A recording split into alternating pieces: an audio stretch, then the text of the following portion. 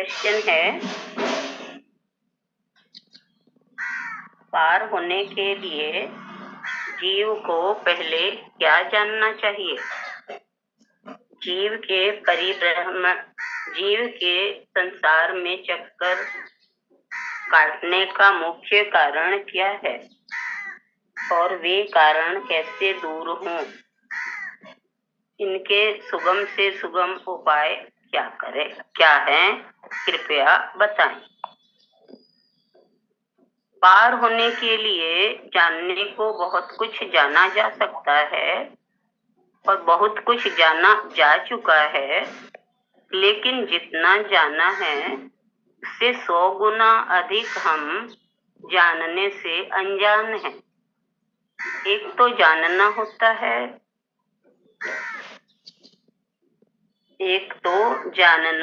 है बौद्धिक और दूसरा आत्मिक। अपनी ही अनुभूति से जाना गया ज्ञान। बौद्धिक ज्ञान बाहर से भीतर आता है और आत्मिक ज्ञान अनुभविक ज्ञान भीतर की चट्टानों से फूटने वाले झरने का नाम है। संसार में ज्ञान तो बहुत है, मगर सारा ज्ञान बौद्धिक है, किताबों से पढ़ा गया ज्ञान है। स्वयं में तलाशा और तराशा ज्ञान नहीं है। स्वयं में उघाड़ा हुआ ज्ञान नहीं है। ज्ञान अगर स्वयं में उधड़ जाए तो फिर कोई फर्क दिखाई न देगा। इन ईंट चूने के महलों और ताश के पत्तों के महलों में क्या फर्क है? चूने पत्थर का महल गिरने पर प्रौढ़ व्यक्ति उदास हो जाता है, उसी तरह ताश के महल गिरने पर बच्चे उदास हो जाते हैं। बच्चे अभी प्रौढ़ नहीं हुए हैं, इसलिए चूने पत्थर का महल गिरने पर वे उदास नहीं होते।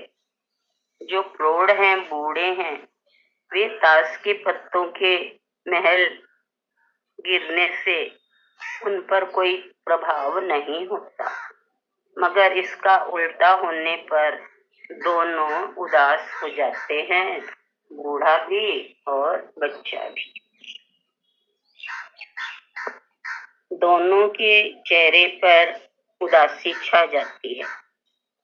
उनके अंतर मन में उदासी घिर जाती है।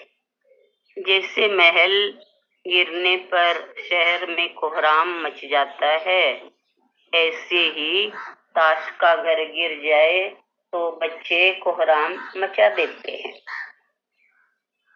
यहाँ ज्ञान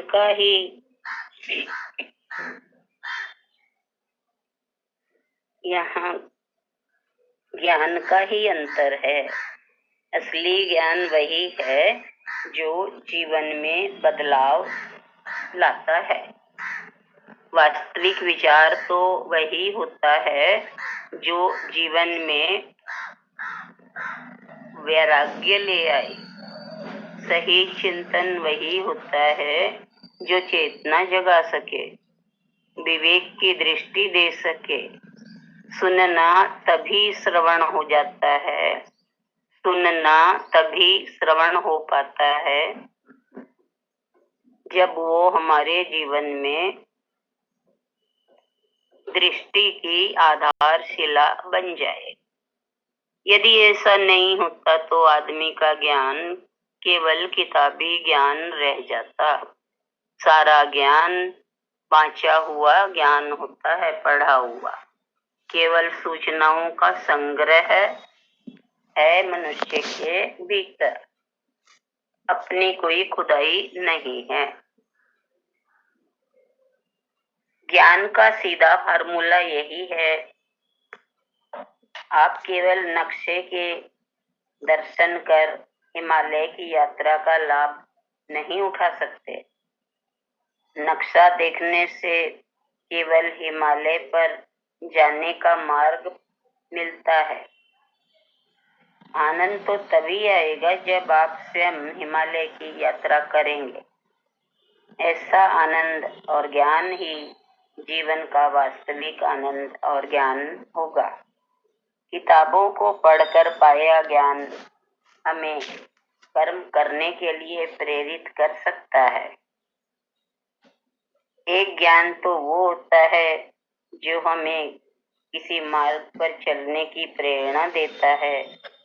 एक ज्ञान वो होता है जो किसी मार्ग पर चलने से निष्कर्ष रूप में प्राप्त होता है। असली ज्ञान वही है। हमारा जो ज्ञान है हमें ज्ञान और विज्ञान की ओर प्रेरित करते। हमारा जो ज्ञान हमें ज्ञान और विज्ञान की ओर प्रेरित करते, वो ज्ञान मनुष्य को मुक्ति देता है। जो ज्ञान हमें कर्म की ओर प्रेरित करे, वो ज्ञान हमें सृजन की ओर ले जाता है।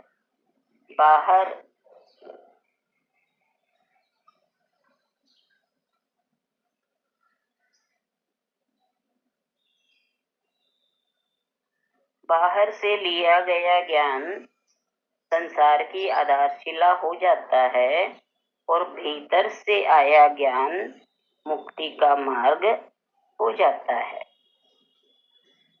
बुद्धि से प्राप्त ज्ञान जीवन के साधनों को संचालित करने के लिए है और आत्मिक ज्ञान व्यवहार निश्चय दोनों ही विरोधाभासों से अपने आप को मुक्त करने के लिए है।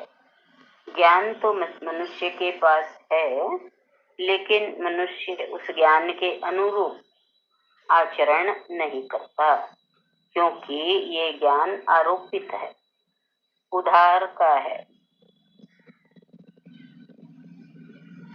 बाहर से प्राप्त किया है, अर्जित किया है। जैसे कोई बांझ स्त्री बच्चे को गोद ले लेती है, ऐसे ही हमने ज्ञान को गोद ले लिया। इसका नतीजा ये हुआ कि मनुष्य को इस बात का तो ज्ञान है कि क्रोध करना बुरा है, मगर आदमी ज्ञान को अपने आचरण का।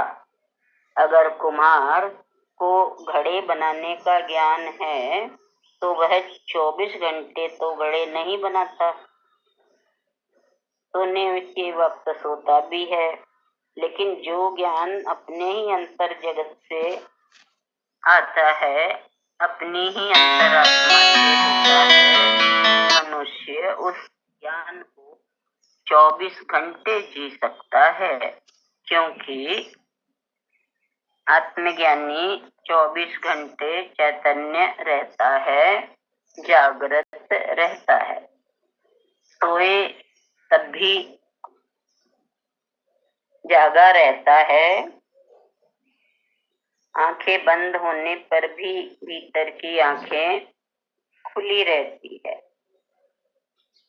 सच्चे ज्ञानी व्यक्ति के लिए सूर्य कभी अस्त नहीं होता, उसका सूरज तो हमेशा जागृत रहता है।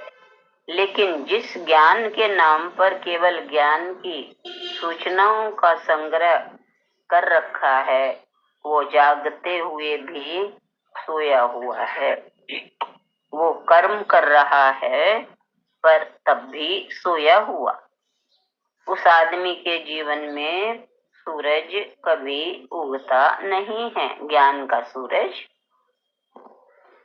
आम तौर पर सूर्य रोजाना सुबह पूरब से निकलता है और पश्चिम में शाम को अस्त होता है, मगर ऐसे आदमी के जीवन में न तो सूर्योदय होता है और न ही सूर्यास्त। वह तो धोबी के कुत्ते की तरह घर से घाट तक का सफर ही करता रहता है, मगर न तो वह घर का होता है और न ही घाट का।